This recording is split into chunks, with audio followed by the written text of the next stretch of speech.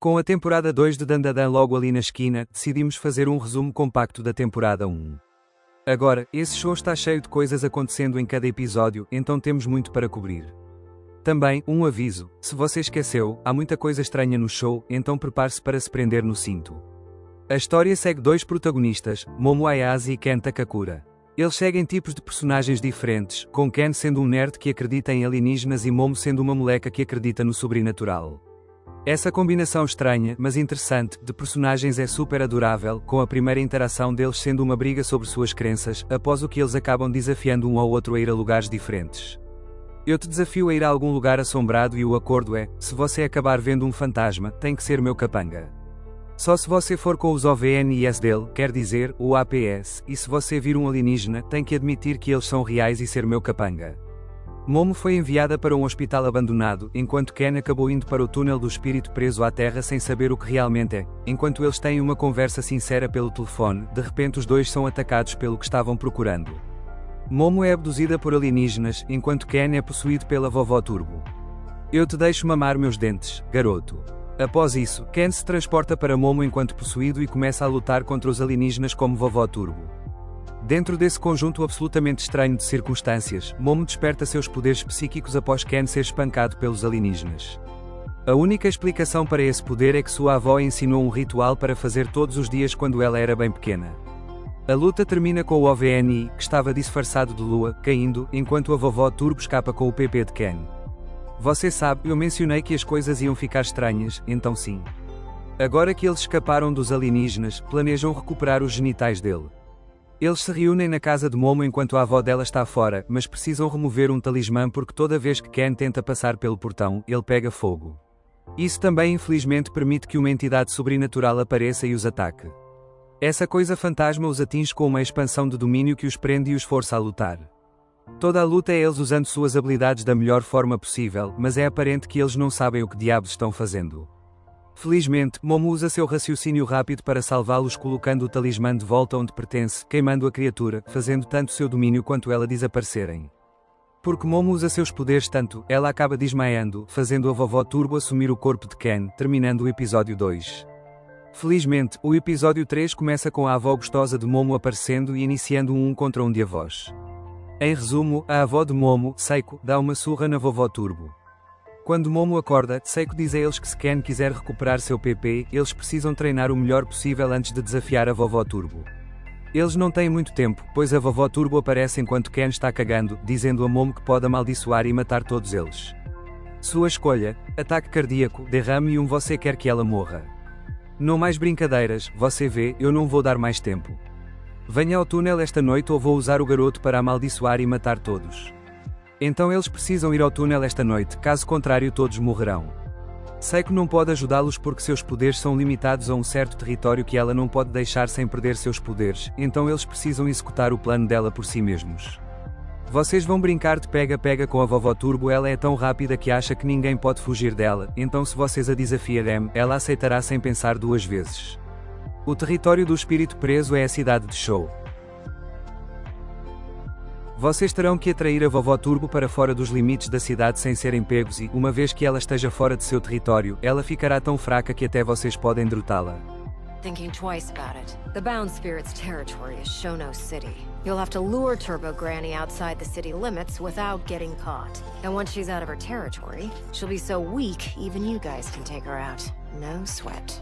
90% do episódio 4 é uma luta contra a vovó Turbo, mas honestamente é mais uma corrida de qualquer forma.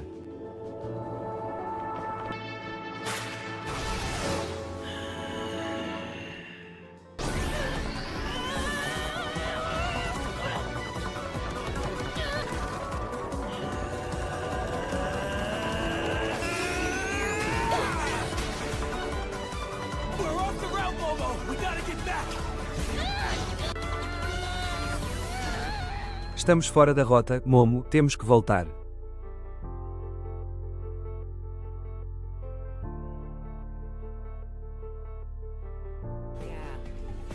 Welcome to Kamigawa City.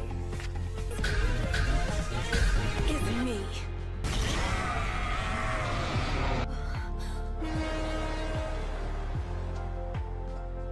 É eu. Após isso, eles celebram comendo caranguejo e Seiko pede a Ken para mostrar seu pau para que ela possa ter certeza de que voltou. Após ele recusar, ela o persegue. Quero ver se você recuperou seu pauzinho, SRTA. Seiko, ajude, faça algo. Todo mundo nessa família é louco. Para esclarecer, ela faz isso para animá-lo. O episódio 4 termina com Momo e Ken se despedindo um do outro e, após ambos terem um monólogo interno sobre que tipo de torta boa isso é, no final Momo acaba acertando o traseiro sombrio dele com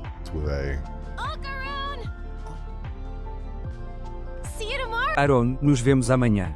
O episódio 5 tem muita drama entre os dois se entendendo mal porque estão pensando demais nas coisas enquanto também de alguma forma se evitando perfeitamente por acidente. Pelo menos isso nos permite saber que tipo de personagens eles são com seus monólogos internos. Após se encontrarem, eles meio que explicam os processos de pensamento um do outro, mas porque os amigos de Momo os pegam enquanto estão conversando, eles meio que surtam um com o outro causando outra briga. You guys were kissing? Hold up! You think I go around kissing nerds like him? Yeah, and like, I'd never kiss a stupid girl like her. Ah, shut your hole! I'm doing the rejected around here, you baldy! You're so stupid. You don't know what hair is. Oh ho ho! Typical Four Eyes making lame comebacks! You just made enemies of glasses wearers everywhere. Well, I don't ever want to talk to you again! Go kick rocks! Fine. I don't want to speak to you either. Isso os faz se separarem, após o que Ken vai fazer xixi percebendo que na verdade suas bolas ainda estão faltando. Ele vai contar a Momo, mas ela está envergonhada na frente de seus amigos, então o rejeita com força de uma forma mais extrema do que necessário enquanto Ken está sendo muito razoável sobre a situação e na conversa com "Eu não sabia que ser amigo de mim te envergonhava tanto assim." Embarrassed you that much. Após isso, uma personagem que vou chamar só de Pinky pela maior parte deste vídeo esbarra em Ken e é muito amigável com ele enquanto na realidade zomba dele pelas costas. You see his face? He looks so hilarious. He totally fell for me. He'll be dreaming about me till he's old. You are so mean. Com Momo ouvindo a conversa, ela fica brava e rastreia uma bola de metal. Acho que não tenho certeza do que isso é de qualquer forma, ela joga na cabeça dela usando seus poderes psíquicos. Após isso, Momo e Ken resolvem as coisas com ela se desculpando e explicando porque estava sendo tão rude. Esse momento saudável é interrompido com ele dizendo a ela que suas bolas ainda estão faltando. Eles vêm com a solução de literalmente bater a maldição para fora dele, o que funciona e faz a vovó Turbo possuir uma boneca de gato. Esse ritual enquanto separa a vovó de Ken permitiu que ele mantivesse seus poderes no final. A vovó Turbo explica que ela não tem suas bolas e não sabe onde as deixou cair, então agora eles não têm pistas na busca pelas bolas. A vovó Turbo explica que eles agora possuem muita energia vital que atrai tanto yokai quanto espíritos. Isso significa que é muito provável que algo ou alguém já tenha pego uma delas, então para acelerar as coisas, vou só dizer que Pinky tem uma das bolas.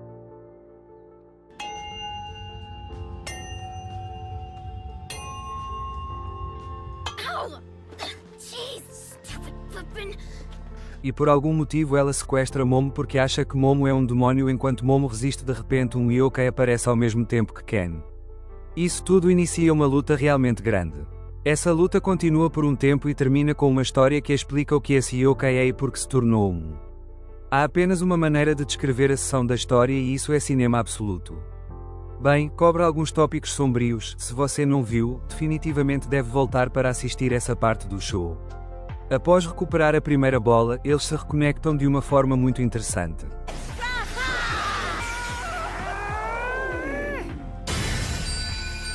Extra também Pinky não é parte da equipe, mas ela ainda acha que Mel é um demónio adicionando Ken à lista de possíveis demónios após vê-lo se transformar.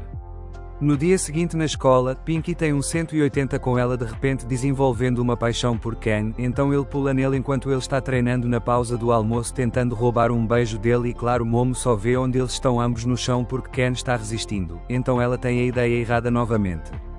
No final, eles estão emburrados e problemas de mal-entendido são interrompidos no meio da aula enquanto são convocados para outra expansão de domínio que afeta apenas nosso trio. Dessa vez os oponentes são um monstro do Lago Ness que pode disparar lasers da boca e um camarão boxeador que está em conluio com os ladrões de banana do episódio 1. O episódio 9 é principalmente a luta com Pinky sendo capaz de usar os poderes dos Dunks e Yokai do episódio 6 e 7, mas há também nudez parcial com Ken estando completamente nu, mas não mostrando seu PP por causa de ângulos de câmera criativos e poses quanto às roupas das garotas, tudo é destruído além de suas calcinhas. Esse e o episódio 1 são os únicos que têm esse tipo de nudez, esse episódio obviamente sendo um caso mais extremo com vendo as bochechas de Ken, então pelo meu entendimento a versão dublada é censurada com corte enquanto a sub não tem corte nenhum. Após a luta, nosso trio volta para a escola molhado e mostra-lhe nu, então após todos os verem correndo no corredor, eles pegam alguns uniformes sobressalentes da enfermeira que parece uma dominatrix. O episódio 10 tem mais drama que vou só pular, eles acabam ajudando o camarão que estava na luta após descobrirem que ele só estava tentando conseguir dinheiro para pagar por sangue que sua família precisa após dar leite para ele beber, eles na verdade descobrem que o sangue que ele precisa é só leite para nós, então eles acabam dando uma vaca para ele levar para seu planeta natal. O episódio 10 termina com o amigo de infância de Momo e primeiro Crush aparecendo. Válvula de motor de foguete, aí o Momo gay olha, é irritante, mas nesse ponto eu vejo os sentimentos de Momo e Ken um pelo outro como um jogo de ping-pong de mal-entendidos e ciúmes quando um interage com o género oposto, o que nesse ponto estou achando levemente irritante e espero que a temporada 2 limpe isso com a introdução de um amigo de infância. Nós exploramos o ciúme de Ken pelo quão próximos os dois parecem, é isso. Explore Ken's jealousy for how close the two seem. That's it. I can't watch her carrying on with him another second. I'll try to not hang out with Miss Ayase anymore. It'll be better that way, for me. And for her. Jin e Joro é honestamente só um bobão que eu pessoalmente vi como um pouco irritante no início. Ariaka Pinky foi a mesma comigo gostando mais dela quanto mais tempo na verdade a vimos como parte da equipe, então tenho certeza de que ele vai crescer em mim conforme a temporada 2 lança. Mais uma vez o drama é interrompido por algo louco acontecendo, dessa vez é um manequim de biologia que está correndo como louco, eles o perseguem por um tempo e tem uma cena emocionante com dois manequins expressando seu amor um pelo outro mesmo se um deles for velho, danificado e literalmente jogado no lixo. Ken vendo isso percebe que pode se relacionar com o manequim e seu discurso sobre o mundo tendo cores diferentes agora que ela está em sua vida ressoar com ele. Você não vê, após eu te conhecer tudo mudou. Him. Don't you see? After I met you, everything changed. Before, my world was gray. But thanks to you, I see colors I never imagined. Eles acabam deixando o manequim danificado ficar com Momo por agora.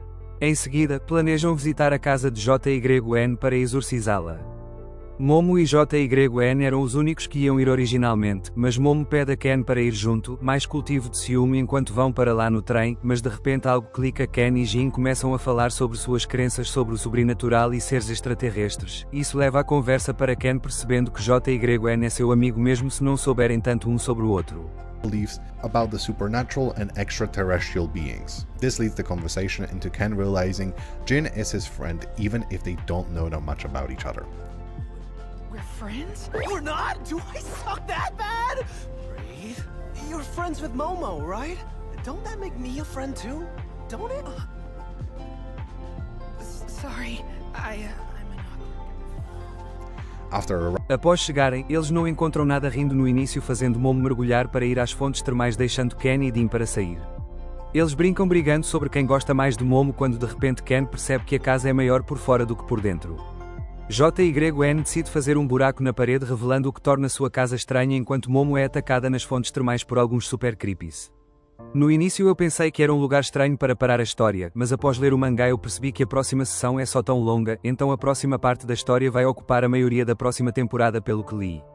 Planejamos fazer mais resumos no futuro, então devemos torná-los mais detalhados ou esse nível de detalhe estava bom. Teríamos que receber feedback também, você está hypado para a temporada 2 tanto quanto nós ou está com medo de que eles possam estragar a produção com o show sendo levemente de qualidade inferior?